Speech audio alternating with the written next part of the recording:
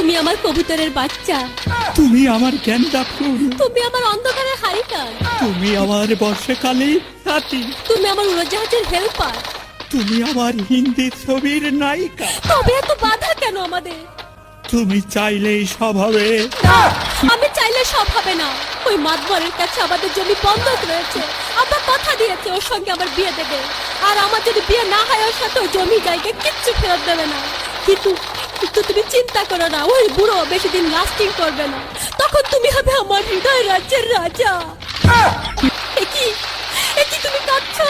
কই, আমি তো কাচ্ছি না, আমাকে দেখ। আমার বুকে তো কোনো কান্না নেই, তোমার চোখে পানি। চোখে যেন কি পড়লো। আমার কথা শোনো তুমি।